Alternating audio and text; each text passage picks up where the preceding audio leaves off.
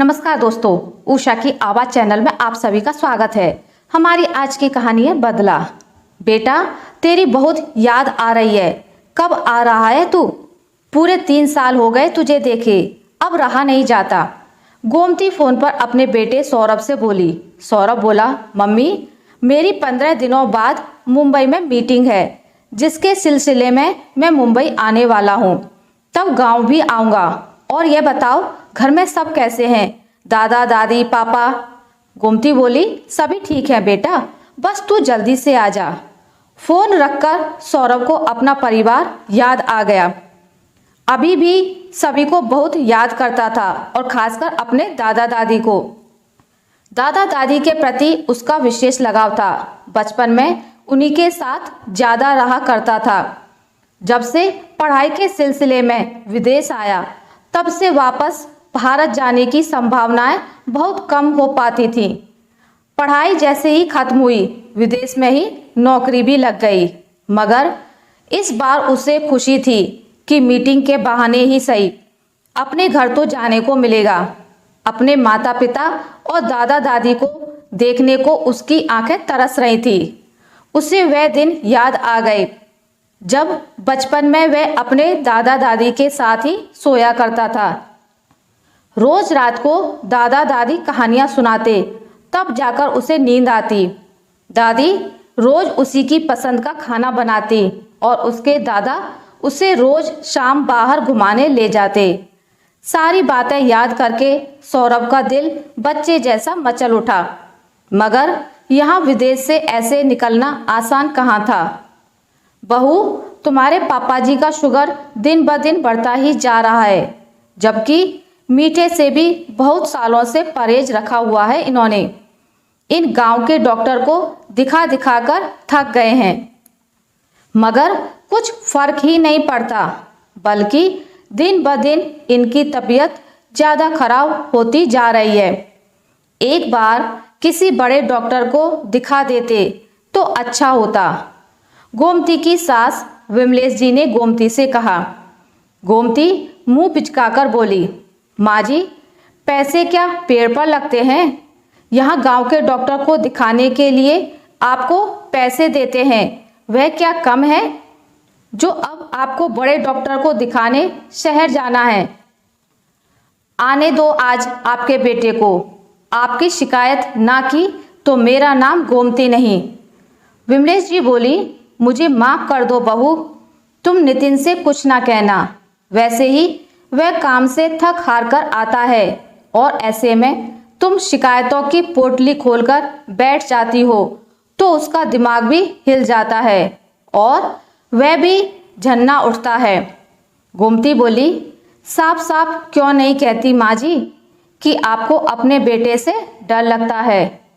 तभी तो आप मुझसे आकर यह सब कह रही हैं। जाइए, अपने बेटे से ही क्यों नहीं बात करती, जब आपको पापा जी को बड़े डॉक्टर को दिखाना ही है तो। विमलेश जी बोली, बहू, मेरे बेटे के कान तो तुम ही भरती हो। अब वह अच्छी बात हो या बुरी, सब कुछ घर में तुम्हारे कहने से ही तो होता है, इसलिए तुमसे कहने चली आई थी। मगर अब मैं यह जान चुकी हूँ कि तुम कभी तुम्हारे पिताजी को बड़े डॉक्टर को नहीं दिखाने दोगी, क्योंकि तुम्हें तुम्हारे पति का पैसा तुम्हारे पापा जी की जान से ज़्यादा प्यारा है। गोमती बोली, माँ जी, पैसा तो भला हमारा ही खर्च होता है ना, आपका क्या जाता है? विमलेश देवी अपने बेटे नितिन से कुछ कहने का साहस करती भी कैसे। गोमती उनसे पहले ही नितिन को सब अनाप शनाप पट्टी पड़ा चुकी होती थी। नितिन तो सिर्फ गोमती की हाँ में हाँ मिलाता, इसलिए उससे बात करने का कुछ फायदा नहीं होता था। विमलेश जी अपने पति गजेंद्र जी से बोली, सुनिए, हम शाम को यहीं पास में जो डॉक्टर हैं उसको दिखाने चलेंगे। गजेंद्र जी ने चुप्पी से हाँ में इशारा कर दिया। वे भी बेबस थे। अब इस उम्र में कहीं अकेले तो जा नहीं सकते थे। शाम को विमलेश जी गजेंद्र जी को लेकर डॉक्टर के पास दिखाने गईं। रास्ते में जोर से बारिश बरसने लगी। रिक्शे में बैठे गजेंद्र लाल जी बोले, विमलेश, तुम्हें पहले बारिश बहुत पसंद थी ना? तुम जानबूझकर बाहर भीगने चली जाती थी। विमलेश जी बोली, हाँ जी, बहुत पसंद थी और अब भी बहुत पसंद है, मगर अब डर लगता है कि कहीं बारिश में भीगने की वजह से कहीं बीमार ना हो जाएं। गजेंद्र जी बोले, हाँ विमलेश, अब मुझे ही देख लो, मैं तो ज़्यादातर बीमारी रहने लगा हूँ। गजेंद्र जी को गांव के डॉक्टर ने शहर के किसी बड़े डॉक्टर को दिखाने की सलाह दी।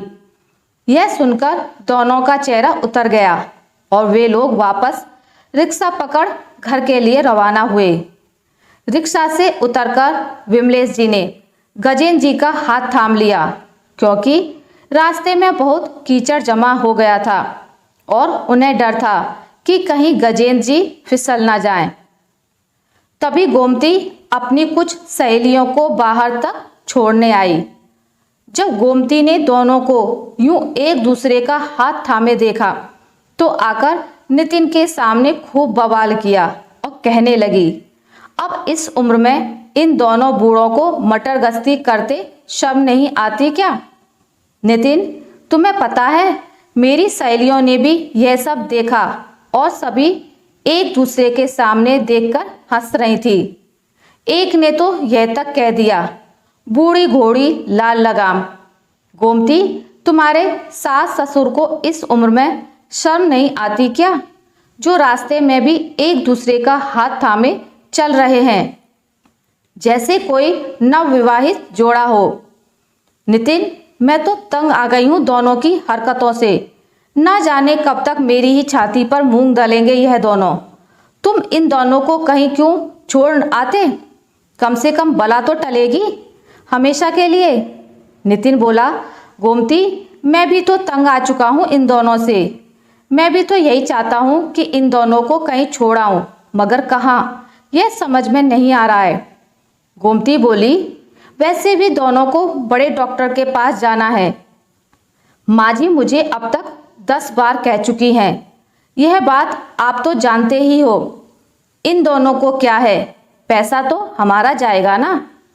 मैं तो कहती हूँ इन दोनों को मुंबई बड़े डॉक्टर के यहाँ दिखाने ले जाने के बहाने से वहीं शहर में छोड़ाना।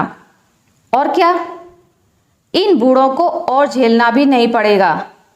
नितिन को गोमती की यह तरकीब पसंद आई और वह दूसरे दिन ही बोला, माँ, पापा, मैं कल ही आपको मुंबई के बड़े अस्पताल दिखाने ले चलूँगा।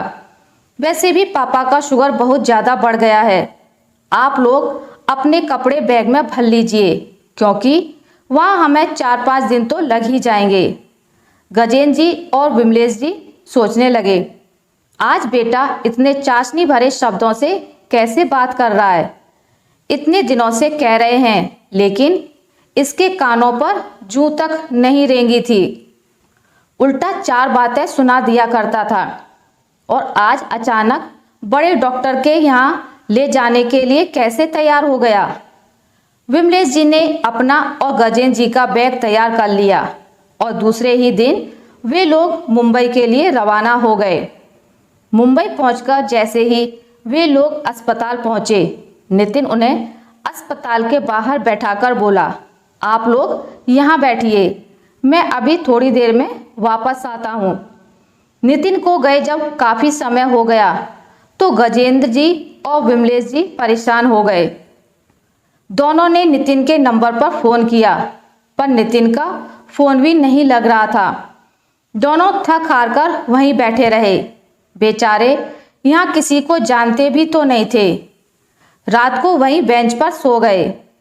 2-3 दिन जेब में जो थोड़े बहुत पैसे थे उसी से काम चलाया। शायद अब वे दोनों यह बात जान चुके थे कि उनका बेटा उन्हें जानबूझकर यहाँ अकेले छोड़कर चला गया है। दोनों की आंखों से आंसू बह निकले। दोनों को यूं रोते देख एक नवयुवक जो वहाँ से गुजर रहा था वह बोला, अंकल जी, आप लोग 3 दिन से मुझे लगातार यहाँ बैठे दिखाई दे रहे हो।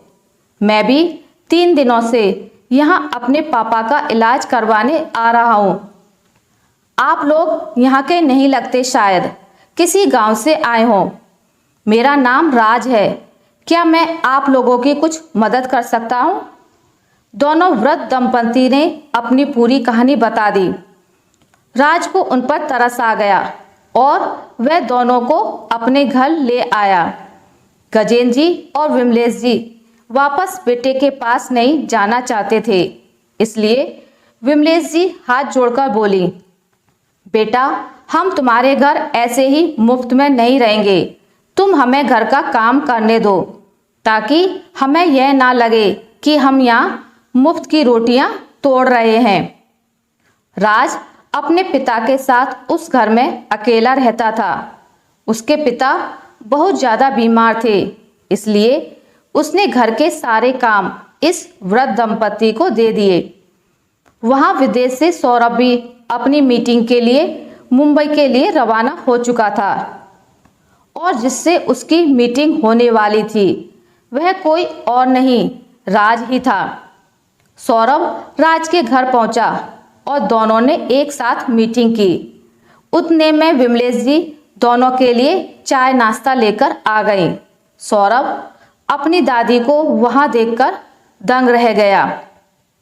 सौरभ अपनी दादी के गले लग गया और दादा दादी ने उसे पूरी बात बताई। सौरभ दादा दादी को यहीं राज के घर छोड़कर अपने माता पिता से मिलने गांव पहुंचा, जहां वह अनजान बनते हुए बोला, दादा दादी कहाँ हैं? वे दोनों थोड़े दिनों के लिए तुम्हारी बुआ जी के घर गए हैं। नितिन और गोमती ने झूठ बोला। सौरभ बोला, बुआ जी तो दिल्ली में रहती हैं। इसका मतलब इस बार दादा दादी से मेरा मिलना नहीं हो पाएगा। सौरभ को आए 3 दिन हो चुके थे। सौरभ बोला, मम्मी पापा, मैंने आप लोगों की विदेश की टिकट्स बनवा ली है। इस बार मैं आप दोनों को वहां ले जाऊंगा। विदेश का नाम सुनकर नितिन और गोमती खुश हो गए। सौरभ ने अपने दादा दादी की भी विदेश की टिकट्स बनवा ली थी। पहले वह अपने माँ बाप को विदेश लेकर पहुंचा और वहां एक जगह बैठाकर मैं अभी आता हूं कहकर अपने दादा दादी को लेने चला गया। पूरे दिन नितिन और गोमती अनजान देश में बैठे रहे और जब काफी देर बाद भी सौरभ नहीं आया तो उनकी आंखें भर आईं। दोनों की आंखों से आंसू बह निकले। काफी समय बाद सौरभ अपने दादा दादी को लेकर वहां आया और बोला, मम्मी पापा, आप लोगों ने दादा दादी के साथ जो किया वही मैंने आप लोगों के साथ दोहराया। कैसा लगा आपको? नितिन और गोमती को अपनी गलती का एहसास हुआ और दोनों गजेंद्र जी और विमलेश जी के पैरों में गिरकर माफी मांगने लगे। माँ बाप तो भगवान का रूप होते हैं। जो बच्चे अपने माता पिता के साथ दुर्व्यवहार करते हैं वे शायद यह भूल जाते हैं कि कल के दिन उनके बच्चे भी वही व्यवहार उनके साथ दोहराएंगे। आशा करती हूँ आपको मेरी आज की कहानी अच्छी लगी होगी। अगर आपको मेरी कहानी अच्छी लगी है तो इसे लाइक करें, ज़्यादा से ज़्यादा शेयर करें और अगर आप मेरे चैनल पर नए हैं तो इसे सब्सक्राइब करना ना भूलें। मिलते हैं एक नई कहानी के साथ, तब तक के लिए नमस्कार।